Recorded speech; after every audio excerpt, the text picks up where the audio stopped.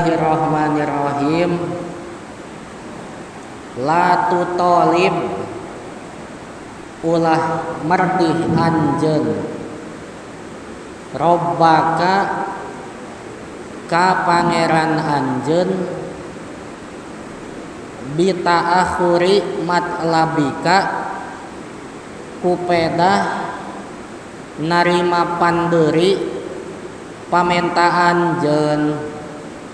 walakin tolib jeung tapi kudu merdih anjeun nafsaka kana diri anjeun bita akhuri adabika kusabab nerima pandeuri tata kramana anjeun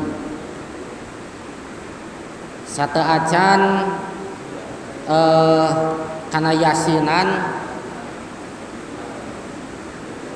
dina kitab hikam dicarioskeun anu sakumaha neme dilogatan la tutolib robbaka bita akhuri matlabika anjeun ulah merdih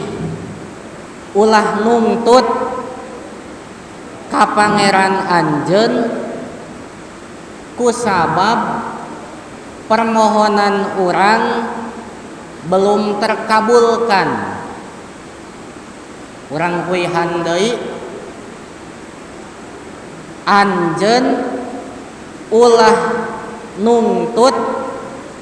ulah merdih ka Allah kusabab Allah acan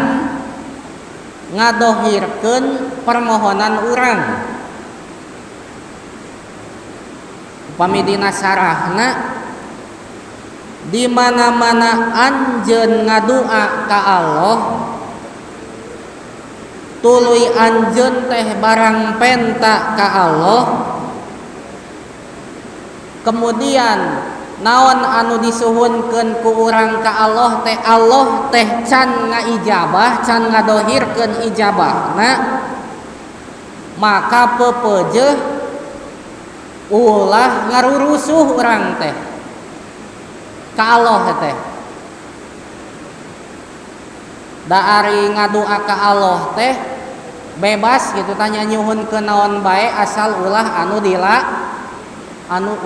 dilarang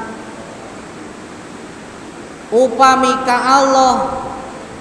nyuhunkeun hoyong jadi jelema beunghar misalna contoh ka Allah teh ngadua Allahumma aghnini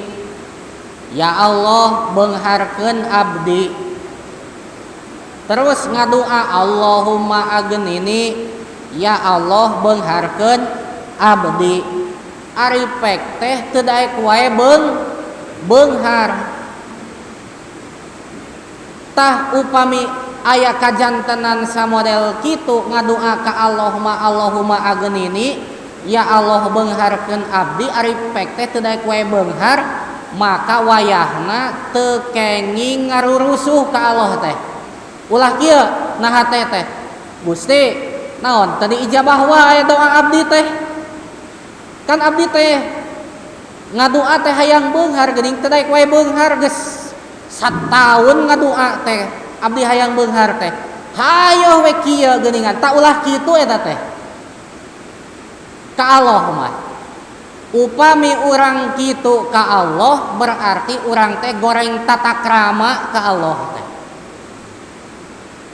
upami urang kitu ka Allah ya Allah naon abdi teh teu daek wae diijabah doa abdi teh ku abdi teh minta beunghar ongko Gusti teh janji lamun ngadua teh pasti ngaijabah geuning abdi teu beunghar minta beunghar teh ta eta teh hamba nu kitu teh hamba anu goreng tata krama ka Gusti Allah. Nah kartos ieu ku sadayana